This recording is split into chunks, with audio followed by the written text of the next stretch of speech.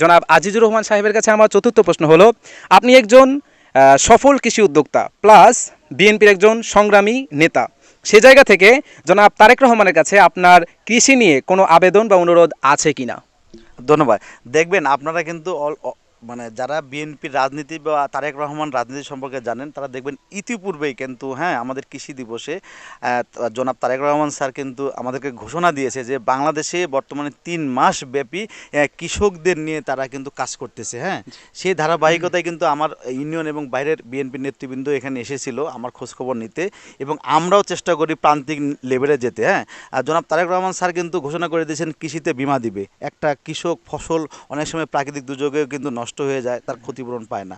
তারেক রহমান স্যারের কথা যে কৃষকদের কৃষি বিমাতে আনতে হবে, একটি পারিবারিক কার্ড দিবে, সে তার হলো আয়ের উৎস, কৃষকদের উৎস কি, যে একটা পারিবারিক কার্ড দিবে।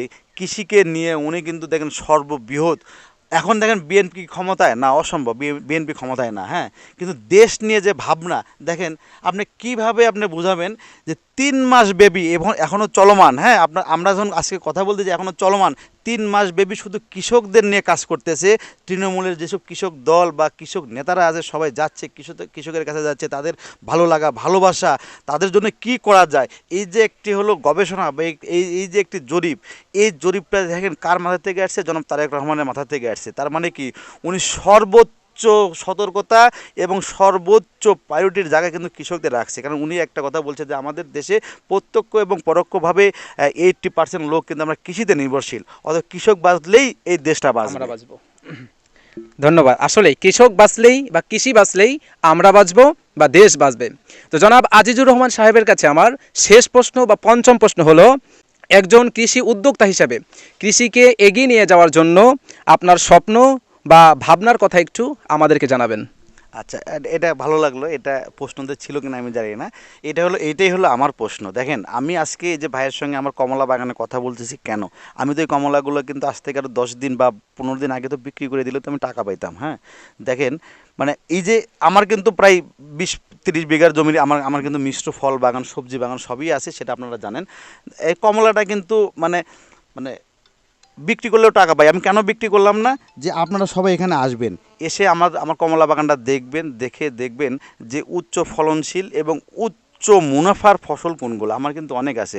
আমি কিন্তু একটা কৃষি মিউজিয়ামের মতন কিন্তু আমার এখানে আছে। আপনারা আসলে সবসময় 2-4-5টা জাতের ফল ফুল সবজি দেখতে পারবেন।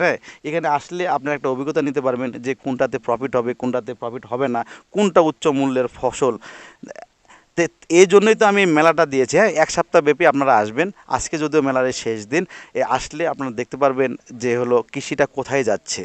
কৃষিটা আপনার মতন তরুণদের হাত ধরে এগিয়ে যাবে, যেটা কিন্তু আমরা ভিয়েতনাম চীনে দেখতে পাই।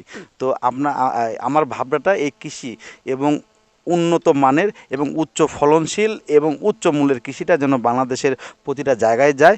আর এই কমলাটা অবশ্যই অনেক সুস্বাদু, অনেক ভালো। আমরা চাই এই কমলাটা সারা বাংলাদেশে এই প্রান্তিক কৃষকদের কাছে ছড়িয়ে পড়ুক। জি, ধন্যবাদ। ধন্যবাদ, অসংখ্য ধন্যবাদ। শুধু ধন্যবাদ না জনাব আজিজুর রহমান সাহেবকে। একে তো উনি দেশের উন্নয়ন করছেন কৃষির মাধ্যমে। দেখেন, আমরা অনেকেই চাকরি করি, অনেকেই অনেক জায়গায় পেশাজীবী মানুষ, অনেক জায়গায় আমরা ডিউটিতে আছি, কিন্তু এই যারা কৃষক বা যারা কৃষিকে লালন পালন করছেন তারাই কিন্তু আমাদের সব কিছুর যোগান দিচ্ছেন বা সব কিছু আমাদেরকে জোগাড় করে দিচ্ছেন। তো সে জায়গা থেকে জনাব আজিজুর রহমান ভাইকে অসংখ্য ধন্যবাদ জানাই, এবং আমরা দোয়া করব ওনার এই যে উদ্যোগ, এটা যেন দেশের তরে মানুষের তরে হয়, এবং এর জন্য তিনি যেন দেশের মানুষের কাছে এবং সৃষ্টিকর্তার কাছে যোগ্য সম্মান এবং প্রাপ্য পান, সেজন্য আমরা তার জন্য দোয়া করব।